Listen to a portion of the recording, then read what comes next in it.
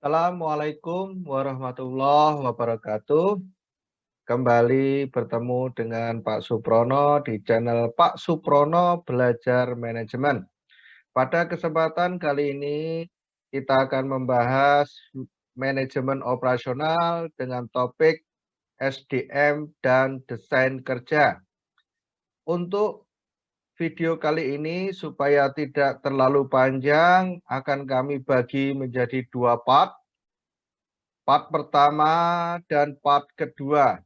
Jangan lupa klik like dan share agar menjadi ilmu yang bermanfaat bagi kita semuanya. Dan jangan lupa klik subscribe agar kalian tidak tertinggal pada video-video berikutnya.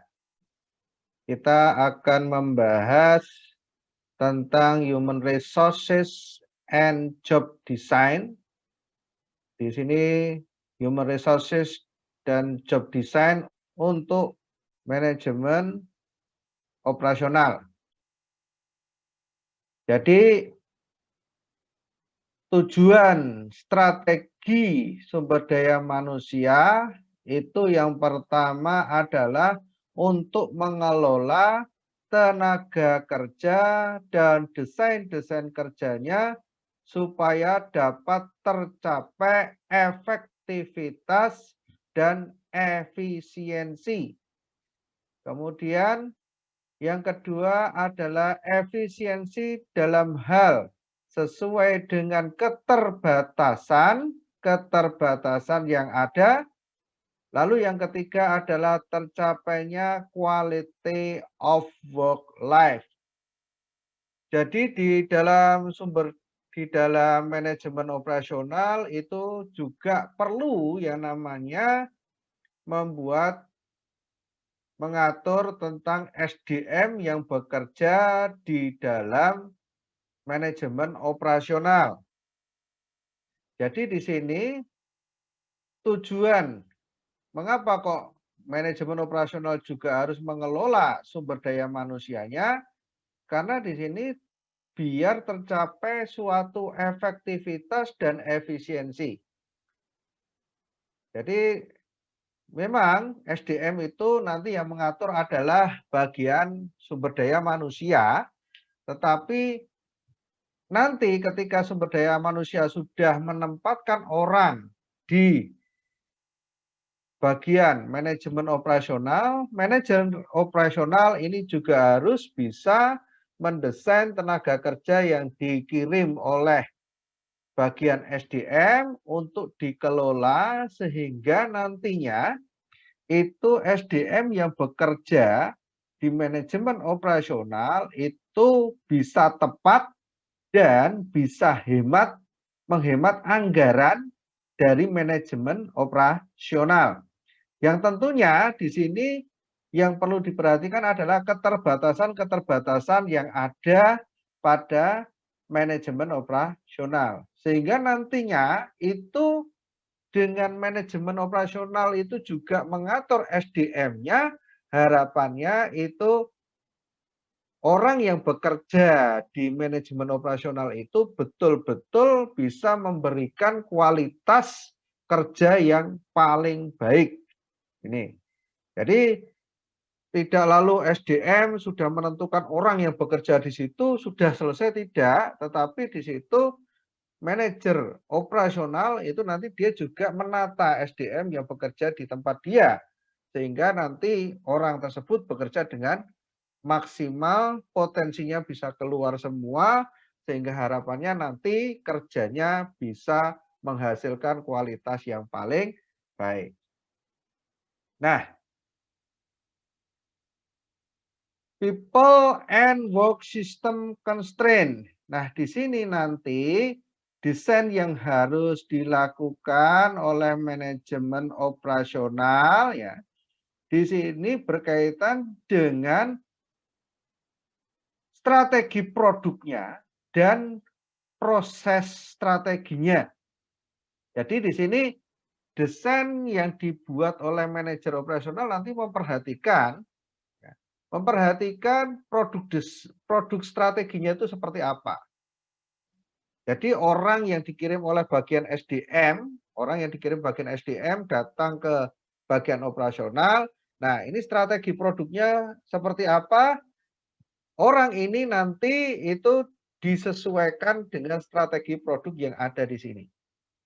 Lalu berkaitan pula dengan proses strateginya nanti seperti apa. Nah, ini sehingga nanti match. Ya, match.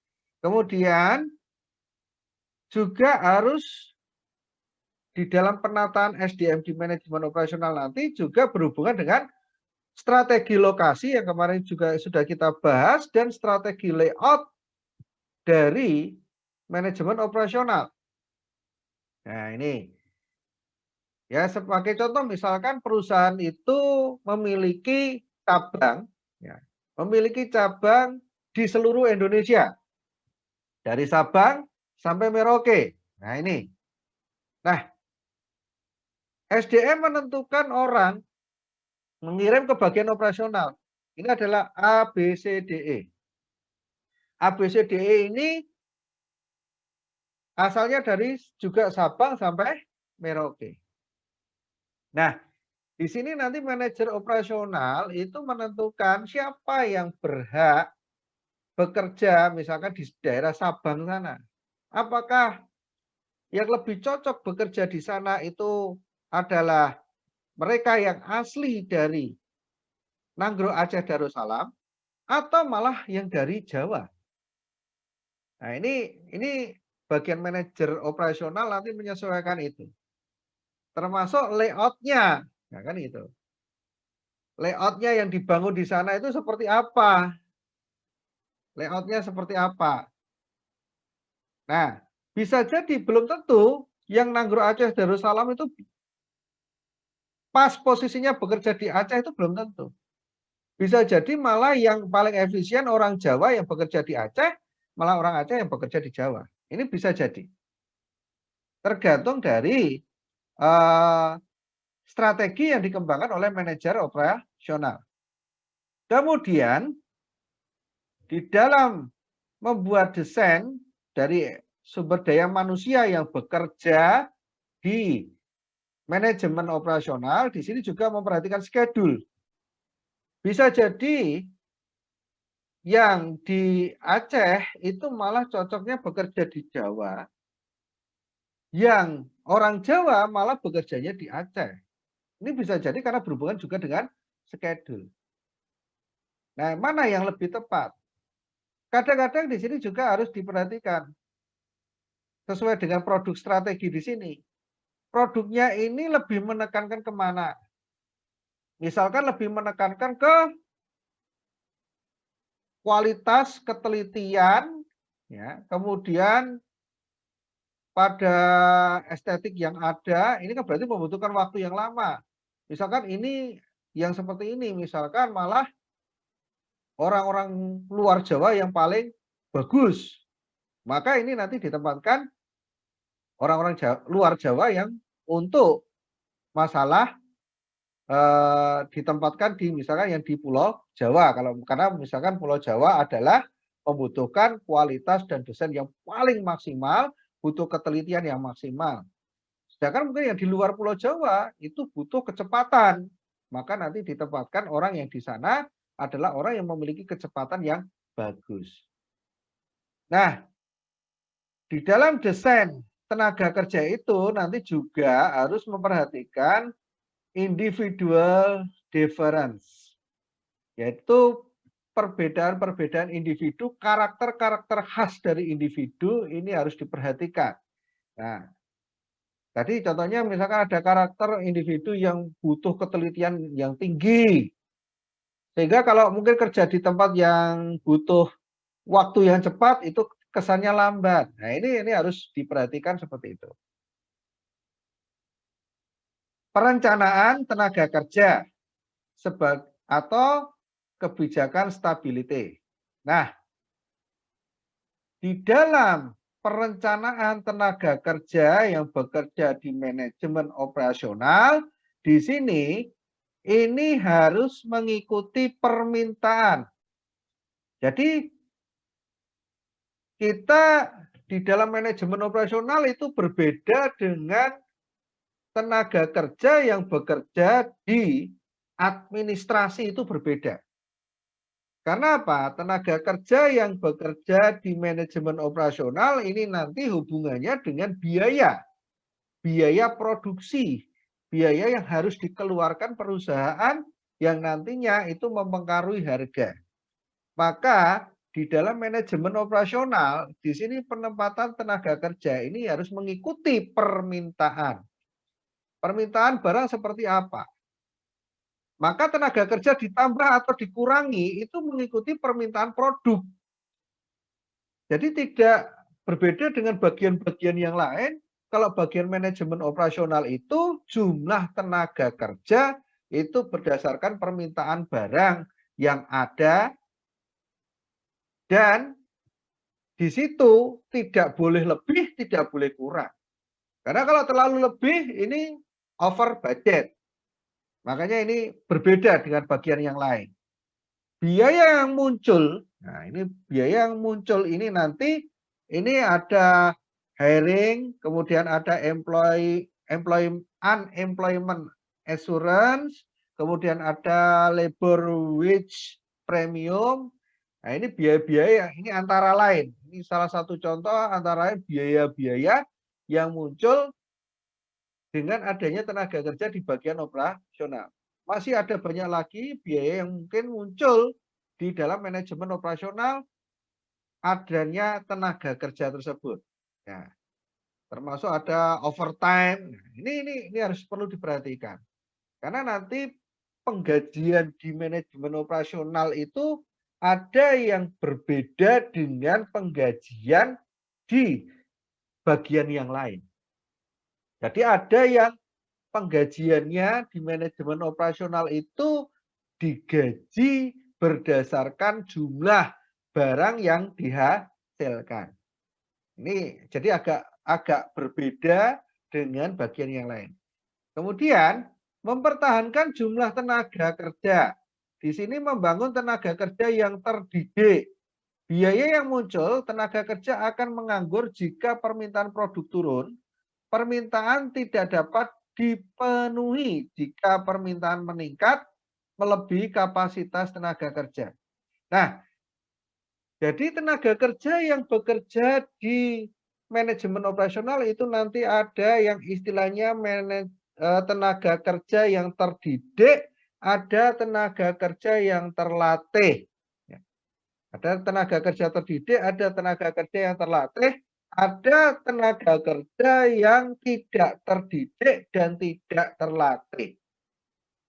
Nah, biasanya di dalam manajemen operasional, tenaga kerja yang terdidik dan terlatih ini diberi porsi, dia itu adalah dengan kondisi biasanya gajinya itu tetap setiap bulannya. Ini karena apa? Untuk mencari orang yang terdidik dan terlatih di bidang manajemen operasional itu tidak mudah. Misalkan contoh itu adalah di perusahaan pengolahan kayu. Ya, perusahaan pengolahan kayu. Simple saja bagian misalkan sawmill. Sawmill itu bagian pemotongan atau penggergajian kayu. Ini bagian sawmill.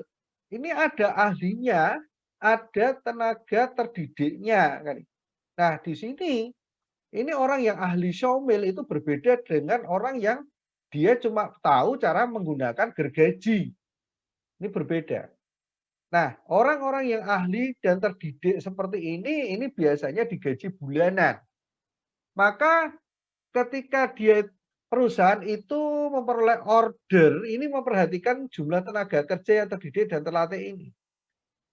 Karena ketika misalkan permintaannya adalah over capacity, di mana di sini tenaga kerja yang terdidik dan terlatih itu minim jumlahnya, nah ini sulit untuk bisa memenuhi permintaan tersebut. Tapi kalau misalkan permintaannya itu under capacity, di bawah kapasitas, ini berarti over budget. Nah ini, makanya biasanya di dalam manajemen operasional, ini yang dijadikan tolak ukur ini adalah yang ini. tenaga terdidik dan terlatih. Work schedule atau schedule kerja. Nah, standar schedule kerja. Di dalam manajemen operasional dan pada umumnya itu adalah memiliki schedule kerja, bekerja dalam satu hari itu, ini terutama di Indonesia adalah 6 sampai 8 jam. Kadang ini ada yang bekerja lebih dari 8 jam. Bahkan mungkin ada yang kategori lembur. Kalau orang Indonesia biasanya ngejar lembur. Nah, di sini manajer operasional harus memperhatikan masalah jam kerja di sini. Jam kerja ini biasanya berhubungan dengan kemampuan kapasitas orang di dalam bekerja, sejauh mana dia itu bisa bekerja secara efektif dan efisien. Tapi kalau orang Indonesia biasanya itu kalau ada kesempatan lembur ya sudah dikejar lembur walaupun kualitasnya buruk. Makanya ketika itu merupakan perusahaan multinasional yang investasi di Indonesia, ini lembur ini dibatasi, tidak seperti perusahaan-perusahaan yang pada umumnya yang itu adalah dikelola oleh pribumi. Biasanya lembur itu tidak diperhatikan, langsung aja di ACC sehingga hasilnya tidak berkualitas. Nah, lembur ini juga harus diperhatikan. Nah, biasanya di sini yang namanya schedule 6 sampai 8 jam ini adalah sesuai dengan orang itu bekerja itu bisa konsentrasi fokus maksimal itu ya di situ. Maka selebih dari 8 jam itu kemampuan orang bekerja itu sudah mulai menurun. Mulai menurun. Nah, kalau tenaga kerja Indonesia ya, ngejar lembur sampai berjam-jam, ini bisa dibayangkan kalau dia bekerja lebih dari 8 jam berarti kualitas kerja yang setelah itu akan turun kualitasnya. Lalu ada yang namanya flexible work week. Fleksibel kerja dalam 1 minggu. Nah, di sini mengikuti kemampuan dan schedule tenaga kerja. Umumnya adalah 4 sampai 10 jam dalam 1 hari. Nah, inilah yang nanti ini dijadikan acuan lembur dalam setiap minggunya atau dalam setiap bulannya. Ini sudah ada ukurannya. Nah, di sini 4 sampai 10 jam ini tidak harus satu tenaga kerja lemburnya sampai segitu, tidak. Tetapi 4 sampai 10 jam itu nanti kalau manajemen operasional yang baik, yang bagus adalah mengatur tenaga kerjanya. Misalkan satu tenaga kerja lembur 2 jam. Nanti berikutnya di-shift dengan tenaga kerja yang lain untuk lembur 2 jam berikutnya. Ini yang paling bagus, kualitasnya nanti bisa maksimal. Nih, tidak lalu satu tenaga kerja lembur 10 jam. Bisa dibayangkan dia sudah bekerja 8 jam, ditambah 10 jam berarti 18 jam. Satu hari hanya ada 24 jam. Berarti sisa 6 jam. 6 jam itu untuk apa istilahnya revitalisasi tubuh yang sudah lelah itu, nah, kalau hanya cuma tidur 6 jam ini kurang sekali. Kurang sekali. Pasti besok paginya dia bekerja akan lelah. Hasilnya tidak bisa maksimal. Kemudian ada yang masuk kategori part-time. Part-time di sini bekerja kurang dari 8 jam sehari dan schedule-nya tidak tetap. Nah, salah satu solusi dari manajemen operasional ketika berhubungan dengan sumber daya manusia yang ada, itu salah satunya adalah dengan dia merekrut tenaga-tenaga part-time. Kapan dia merekrut tenaga part-time? Itu adalah ketika over capacity. Terjadi permintaan yang banyak sehingga dibutuhkan tenaga-tenaga kerja yang part-time. Tapi tenaga part-time ini biasanya adalah cuma memiliki skill.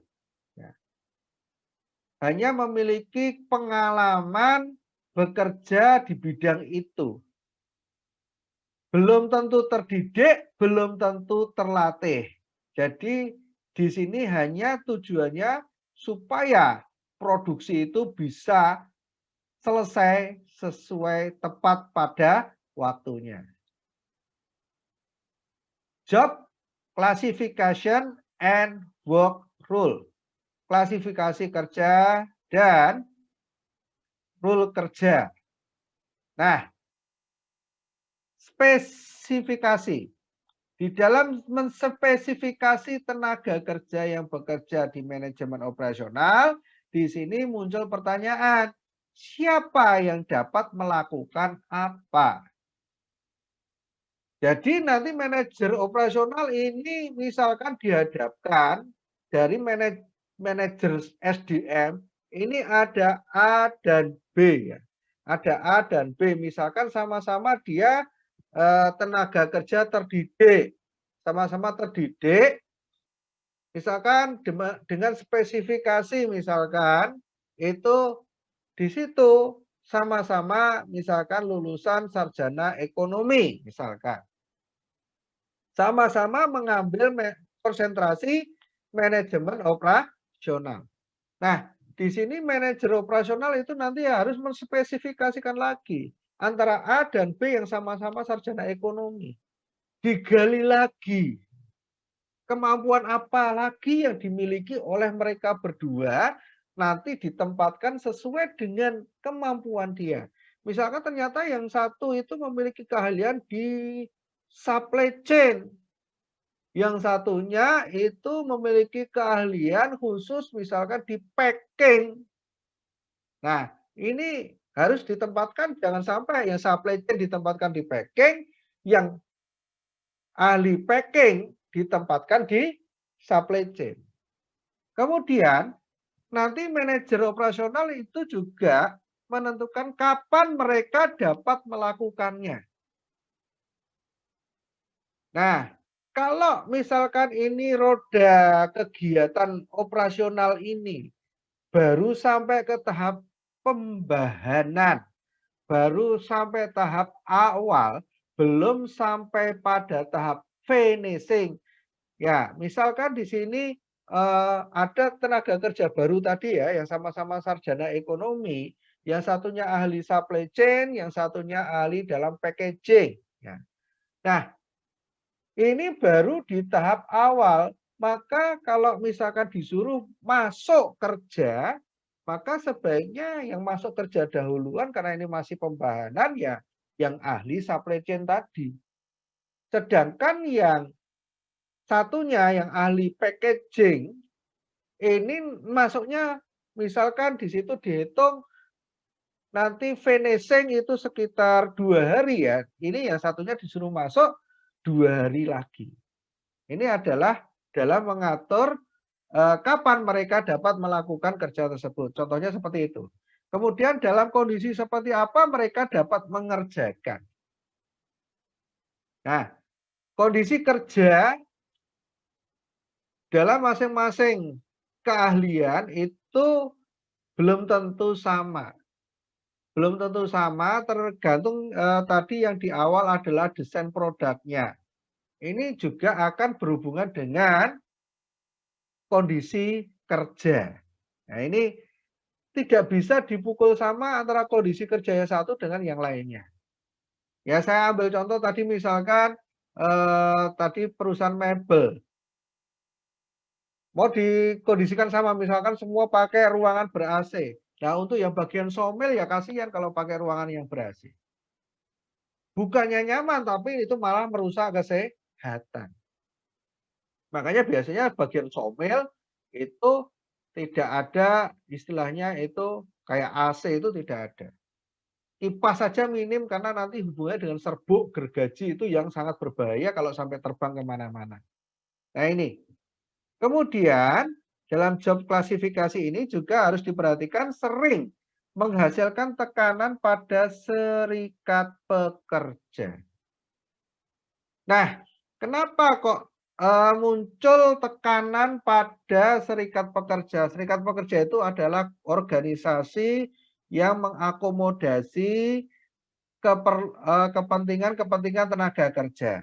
Nah, kadang ketika job klasifikasi tadi yang atas ini tadi, yang masalah spesifikasi tadi ini tidak bisa berjalan dengan baik, maka di sini biasanya memunculkan protes. Kenapa kok bisa memunculkan protes dari serikat pekerja? Karena di sini, lah ini aja waktu melakukannya aja bisa tidak sesuai. Ya itu tadi. Jadi misalkan kalau biasanya yang namanya tenaga kerja itu inginnya kan penghasilannya itu tinggi. Penghasilan tinggi. Sedangkan kalau dari pengusaha inginnya itu biaya yang seefisien mungkin. Nah, kalau serikat pekerja yang agak sedikit memiliki wawasan, lalu di situ ada tenaga kerja yang habis bekerja langsung dilemburkan 10 jam. Nah, ini sebenarnya bisa menjadikan tekanan pada serikat pekerja. Mereka akan terjadi protes. Kenapa? 10 jam itu jelas itu menguras tenaga, menguras pikiran dari tenaga kerja, besok paginya pasti loyo. Nah, ini. Tapi kadang-kadang itu yang diprotes itu malah kadang-kadang kebalikannya. Perusahaan itu melemburkan cuma 2 jam, tenaga kerja inginnya bekerja lembur 10 jam. Nah, ini kadang ini serikat pekerja yang tidak memahami tentang aturan kerja, tentang kualitas kerja dari tenaga kerja. Nah, kemudian yang ketiga adalah membatasi fleksibilitas dalam penugasan tenaga kerja. Konsekuensinya kemudian membatasi efisiensi produksi. Nah, di sini adanya job klasifikasi ini kadang-kadang ini juga membatasi fleksibilitas. Kenapa kok membatasi fleksibilitas? Nah, ini tadi contohnya orang yang ahli tentang supply chain. Kalau klasifikasi itu berdasarkan keahlian, maka orang yang ahli kelas supply chain tadi itu ditempatkan di mana? Ditempatkan di supply chain. Ya, ditempatnya di supply chain, bukan ditempatkan di bagian lain. Nah, ini berarti orang itu lalu istilahnya terkesan itu kerjanya monoton di situ atau sering disebut dengan spesialisasi. Kalau spesialisasi itu orang hanya bisa bekerja di situ, tidak bisa di tempat lain. Nah, ini jelas ini mengurangi fleksibilitas. Tetapi di balik itu, orang yang mengadopsi spesialisasi kerja itu hasilnya bisa maksimal dan hasilnya bisa optimal. Sehingga kerjaan yang dihasilkan itu kualitasnya lebih tinggi dibandingkan kalau sebuah perusahaan itu tidak melakukan yang namanya spesialisasi. Nih, karena nanti berhubungan dengan produk strategi. Tapi ada yang misalkan produk strateginya memang strategi produknya itu tidak mengarahkan ke sana. Jadi mengarahkannya adalah bagaimana itu tuh cuma produksi massa saja, tidak melihat kualitas masing-masing produk. Nah, kalau seperti ini tidak masalah. Menggunakan tenaga kerja yang fleksibel itu tidak masalah. Ini. Demikianlah pembahasan manajemen operasional dengan topik SDM dan desain kerja pada part yang pertama. Nantikan video pada part yang kedua. Jangan lupa klik like dan share agar menjadi ilmu yang bermanfaat bagi kita semuanya. Dan jangan lupa subscribe agar kalian tidak tertinggal pada video-video berikutnya. Kurang lebihnya mohon maaf. Akhirul kalam. Wabillahi taufiq wal hidayah. Assalamualaikum warahmatullahi wabarakatuh.